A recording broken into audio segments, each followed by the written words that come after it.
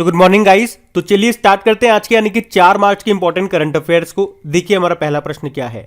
मार्च 2022 में Indian air force exercise वायु शक्ति का आयोजन ये कहां पे करेगी? तो आंसर होगा राजस्थान में। तो इंडियन एयरफोर्स अभी 7 मार्च को राजस्थान के जैसलमेर में पोखरण रेंज में एक्सरसाइज वायु शक्ति का संचालन करेगी और इसमें मुख्य अतिथि होंगे प्रधानमंत्री नरेंद्र मोदी। इस एक्सरसाइज में भारतीय वायुसेना के टोटल 148 विमान भाग लेंगे। इंडियन एयरफोर्स हर 3 साल में इस एक्सरसाइज वायु शक्ति का संचालन करती है। मतलब लास्ट टाइम में ये कब हुआ होगा? 2019 में। तो इस बार ये कहां पे हो रहा है वो आपको ध्यान रखना है, राजस्थान के जैसलमेर में।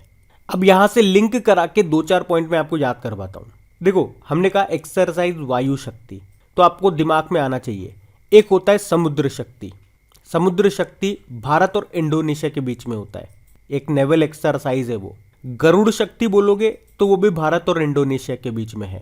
मित्र शक्ति बोलोगे तो भारत और श्रीलंका के बीच में है। और केवल शक्ति की बात करोगे तो भारत और फ्रांस के बीच में है। उसके अलावा ऑपरेशन शक्ति क्या है? तो ये दूसरा परमाणु परीक्षण था जो कि पोखरण में हुआ था 1998 में, और पहला वाला 1974 में हुआ था, उसका नाम था स्माइलिंग बुद्धा। और शक्ति से एक और बनता है, पहला कोंकण शक्ति 2021 हमने किया था जो कि एक ट्राई सर्विस एक्सरसाइज है, ये यूके के साथ हमने किया था। अच्छा, वैसे हमारे एयर चीफ मार्शल कौन है? विवेक राम चौधरी हैं। और एयरफोर्स डे 8 अक्टूबर को होता है। नेवल चीफ मार्शल हैं आर हरि कुमार, और नेवल डे नौसेना दिवस 4 दिसंबर को होता है। आर्मी चीफ मनोज मुकुंद नरवणे हैं और आर्मी डे होता है 15 जनवरी को। तो ये आप ध्यान रखेंगे बढ़ते आगे। और हाँ गाइस, देखिए अगर आप बैंक एग्जाम की तैयारी कर रहे हैं तो आपके लिए एक महत्वपूर्ण सूचना कि जो अनअकैडमी है वो आप लोगों के लिए लेकर के आया है mega combat test series. Mega combat क्या है? एक टेस्ट सीरीज है जिसमें अभी परसों यानी कि 6 मार्च को आरबीआई असिस्टेंट प्रीलिम्स 2022 के लिए एक टेस्ट लिया जाएगा। ये बिल्कुल एग्जाम के फॉर्मेट में होगा और उस टेस्ट के बाद वीडियो के फॉर्मेट में उसका सॉल्यूशन भी आपको मिल जाएगा। तो मैं चाहता हूं उस टेस्ट को आप जरूर लगाना, क्योंकि एक तो वो बिल्कुल फ्री है और एग्जाम के फॉर्मेट में है, ताकि उसको लगाने से आपको आपकी तैयारी का पता चल सकेगा कि कैसी चल रही है। और इसमें इतना ही नहीं, आप 1 करोड़ रुपए तक के प्राइज भी जीत सकते हो। तो इसमें दोनों तरह से आपका ही फायदा है, क्योंकि ये सब फ्री है, तो इसका फायदा जरूर उठाना। टेस्ट कैसे लगाओगे, टेस्ट में एनरोल कैसे करोगे? तो टेस्ट का लिंक आपको नीचे डिस्क्रिप्शन में मिल जाएगा। जैसे ही उस लिंक पे क्लिक करोगे तो आप वहां टेस्ट पे चले जाओगे। वहां एनरोल करने के लिए वो आपसे कोड पूछेगा, तो कोड आपको टाइप करना है अपना क्रैक एग्जाम 10, और जैसे ही आप उसको टाइप करोगे वहां आपका एनरोलमेंट हो जाएगा। और जब भी 6 तारीख को मॉर्निंग में टेस्ट स्टार्ट होगा आपको नोटिफिकेशन मिल जाएगा और आप टेस्ट लगा पाओगे। तो ये आप कर लेना। अभी हम बढ़ते हैं आगे। चलिए फिर बताइए, विश्व वन्य जीव दिवस कब मनाया जाता है? वर्ल्ड वाइल्ड लाइफ डे 3 मार्च को। तो पृथ्वी पर मौजूद वन्य जीवों और वनस्पतियों के सुंदर और विविध रूपों को मनाने के लिए हर साल 3 मार्च को ये वर्ल्ड वाइल्ड लाइफ डे के रूप में मनाया जाता है। और इस बार की थीम क्या है? रिकवरिंग की species for ecosystem restoration. Hindi में बोलोगे तो पारिस्थितिकी तंत्र की बहाली के लिए प्रमुख प्रजातियों को पुनर्प्राप्त करना। अभी आपको याद होगा 1 मार्च को हमने विश्व नागरिक सुरक्षा दिवस और जीरो डिस्क्रिमिनेशन डे, शून्य भेदभाव दिवस के रूप में मनाया था। अच्छा, वैसे 3 मार्च को एक और डे हम लोग मनाते हैं। अगर आपको याद है तो कमेंट बॉक्स में टाइप करो, वरना मैं आपको आगे वाले क्वेश्चन में बताऊंगा। तो अभी हम बढ़ते हैं आगे। बताइए, अभी हाल ही में जारी सेंटर फॉर एनवायरनमेंट रिपोर्ट 2022 में भारत कौन से स्थान पर है? तो आंसर होगा 120वें स्थान पे। तो इस रिपोर्ट में यह बताया गया है कि 2030 का जो सस्टेनेबल डेवलपमेंट गोल है, हमारा सतत विकास लक्ष्य हैं जिनको पूरा करना है, तो उस मामले में किस देश ने कितना काम किया है उसी के अनुसार ये रिपोर्ट तैयार की गई है। तो इसमें भारत 120वें स्थान पर है। और भारत में बात करोगे, केरल इसमें टॉप पर है और सबसे लास्ट में चल रहे हैं झारखंड और बिहार। अच्छा, अगर आपसे पूछा जाए इंटरनेशनल आईपी इंडेक्स 2022 आया था अभी, उसमें भारत कौन से स्थान पर है? 43 पे है, टॉप पे यूएस है। और अभी ग्लोबल एंटरप्रेन्योरशिप मॉनिटर 2021-22 की रिपोर्ट आई थी, जिसमें भारत 4थे स्थान पर है और टॉप पे है सऊदी अरब। उसके अलावा ग्लोबल डिजिटल स्किल इंडेक्स 2022 आया, जिसमें भारत पहले स्थान पर रहा, जिसको सेल्फोर्स नाम की कंपनी ने लॉन्च किया इस इंडेक्स को। और अभी लोकतंत्र सूचकांक की बात करेंगे, डेमोक्रेसी इंडेक्स 2021 जिसको जारी किया इकोनॉमिस्ट इंटेलिजेंस यूनिट ने, उसमें भारत 46 नंबर पे है, टॉप पे नॉर्वे है। बाकी भ्रष्टाचार सूचकांक करप्शन परसेप्शन इंडेक्स 2021 की बात करेंगे जिसको जारी किया ट्रांसपेरेंसी इंटरनेशनल ने, उसमें भारत 85 नंबर पर है।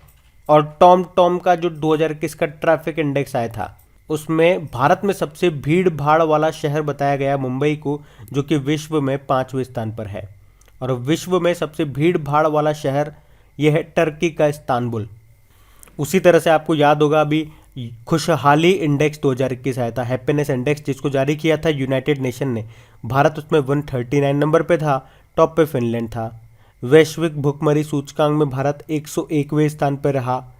वर्ल्ड प्रेस फ्रीडम इंडेक्स जिसको जारी करता है रिपोर्टर्स विदाउट बॉर्डर, उसमें भारत 142 नंबर पे है, टॉप पे नॉर्वे है। अभी ग्लोबल इनोवेशन इंडेक्स आया था, वैश्विक नवाचार सूचकांक भारत 46 पे है, टॉप पे स्विट्जरलैंड है।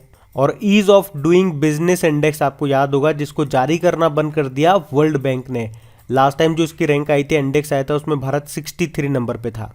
चलो एक और बताओ, मानव विकास सूचकांक 2020 आया था जिसको यूनाइटेड नेशन डेवलपमेंट प्रोग्राम जारी करता है, उसमें भारत 131 नंबर पे था और टॉप पे रहा था नॉर्वे।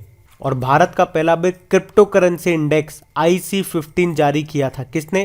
क्रिप्टो वायर ने। तो ये आप सारे पॉइंट्स ध्यान रखेंगे, बढ़ते आगे। अच्छा बताइए, BSES यमुना पावर लिमिटेड ने भारत का पहला smart managed electric vehicle charging station ये कहां पे खुला है? तो आंसर होगा नई दिल्ली। और ये जो smart managed electric vehicle charging station है, ये बाकी जो पारंपरिक इलेक्ट्रिक व्हीकल चार्जिंग स्टेशन होते हैं उनसे अलग है। क्यों? क्योंकि ये एक ही समय में 5 इलेक्ट्रिक व्हीकल्स को चार्ज कर सकता है। अच्छा, अगर आपसे प्रश्न पूछा जाए कि भारत का सबसे बड़ा इलेक्ट्रिक व्हीकल चार्जिंग स्टेशन अभी कहां पे खुला? गुरुग्राम में। और बताओ, दुनिया का सबसे ऊंचाई पर इलेक्ट्रिक व्हीकल चार्जिंग स्टेशन कहां पे खुला था? हिमाचल प्रदेश के काजा में। और इलेक्ट्रिक व्हीकल रजिस्ट्रेशन में कौन सा स्टेट टॉप पे रहा? उत्तर प्रदेश। चलो आप तो बताओ कि भारत की पहली इलेक्ट्रिक व्हीकल सिटी कौन सी बनी है? गुजरात की केवड़िया। और नए घरों में इलेक्ट्रिक व्हीकल चार्जर्स को शामिल करने वाला पहला देश कौन सा बना था? इंग्लैंड। और अभी गुजरात ने ही गो ग्रीन योजना शुरू की थी जिसका उद्देश्य है इलेक्ट्रिक व्हीकल को बढ़ावा देना। और इलेक्ट्रिक व्हीकल्स के लिए सरकार की एक योजना भी है, फेम योजना, जिसका उद्देश्य यही है इलेक्ट्रिक व्हीकल्स को बढ़ावा देना। तो ये सारे पॉइंट आप ध्यान रखेंगे, बढ़ते आगे। फिर बताइए, हाल ही में जारी नाइट फ्रैंक की द वेल्थ रिपोर्ट 2022 के अनुसार 2021 में विश्व स्तर पर अरबपतियों की आबादी के मामले में भारत कौन से स्थान पर है? तो आंसर होगा तीसरे स्थान पे। तो नाइट फ्रैंक के द वेल्थ रिपोर्ट 2022 के अनुसार 2021 में विश्व स्तर पर अरबपतियों की आबादी की सबसे अधिक संख्या के मामले में भारत तीसरे स्थान पर है। भारत में ये जो अल्ट्रा हाई नेटवर्थ इंडिविजुअल्स की संख्या है, ये 2021 में 11% सालाना बढ़कर के 145 हो गई है। और अभी ये जो मैंने एक नाम बोला था ना, अल्ट्रा हाई नेटवर्थ इंडिविजुअल्स, इसमें वो व्यक्ति आते हैं जिनकी कुल संपत्ति $30 मिलियन या उससे ज़्यादा हो। तो इसमें टॉप पे है USA, सेकंड पे चाइना है और थर्ड नंबर पे है भारत। तो ये ध्यान रखेंगे आप, बढ़ते आगे। चलिए बताइए, हाल ही में LIC म्यूचुअल फंड के नए MD CEO कौन बन गए? तो आंसर होगा TS रामकृष्णन। और इन्होंने किनका स्थान लिया? दिनेश पांगटे का। बाकी आपको याद होगा HPCL के CMD बने थे पुष्प कुमार जोशी। हमारे मुख्य आर्थिक सलाहकार चीफ इकोनॉमिक एडवाइजर बने हैं अनंत नागेश्वरन। और इफ्को के नए चेयरमैन बने दिलीप संघानी। देखो, अगर LIC की बात करते हैं तो इसका हेडक्वार्टर मुंबई में है, अध्यक्ष MR कुमार है। अभी इसने आरोग्य रक्षम स्वास्थ्य बीमा योजना शुरू किया था। 2 एप्लीकेशन LIC ने लॉन्च किए थे, एक है आनंद जिसका मतलब होता है आत्मनिर्भर agent new business digital application, और दूसरा है प्रगति एप्लीकेशन जिसका मतलब होता है performance review application growth and trend indicator. अभी इसने धन रेखा योजना भी शुरू की थी, तो ये भी ध्यान रखना, बढ़ते आगे। बताइए, अभी हाल ही में हुई 73वीं 73rd stanza memorial boxing tournament में कितने भारतीयों ने गोल्ड मेडल जीते? तो आंसर होगा 2। अच्छा, ये 73वीं स्ट्रेंजा मेमोरियल बॉक्सिंग टूर्नामेंट की बात करें, ये हुआ कहाँ पे? बुल्गारिया में, जहाँ पे भारतीय दल ने 2 गोल्ड और 1 ब्रॉन्ज मेडल जीता। 2 गोल्ड किसने जीते? तो एक तो निखत जरीन ने 52 किलोग्राम कैटेगरी में जीता, और एक नीतू ने जीता है 48 किलोग्राम कैटेगरी में। अच्छा, इंटरनेशनल बॉक्सिंग एसोसिएशन का हेडक्वार्टर कहाँ पर है? लुज़ेन, स्विट्जरलैंड में है, जिसके प्रेसिडेंट है उमर क्रेमलोय। और अभी बॉक्सिंग फेडरेशन ऑफ इंडिया के दोबारा से अध्यक्ष बने थे अजय सिंह, नाम है उनका, ये ध्यान रखेंगे आप। बढ़ते आगे।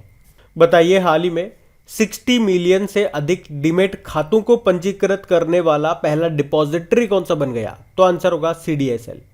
तो अभी 1 मार्च 2022 को CDSL यानी कि सेंट्रल डिपॉजिटरी सर्विसेज ने यह घोषणा की है कि अब उसके पास 6 करोड़ से ज़्यादा एक्टिव डिमेट अकाउंट है। डिमेट अकाउंट क्या होते हैं? जब भी आप शेयर्स खरीदते हो या बेचते हो तो आपको एक डिमेट अकाउंट की ज़रूरत पड़ती है उनकी लेन देन करने के लिए।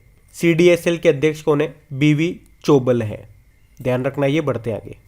बताइए, हाल ही में विश्व बैंक ने किसे MIGA यानी कि मल्टीलेटरल इन्वेस्टमेंट गारंटी एजेंसी का उपाध्यक्ष नियुक्त किया?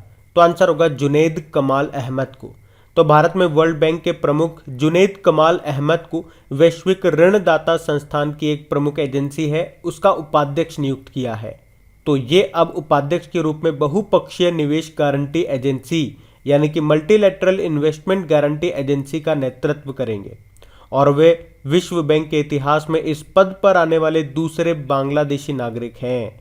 उनसे पहले फैज चौधरी इस पद पर आने वाले पहले बांग्लादेशी थे।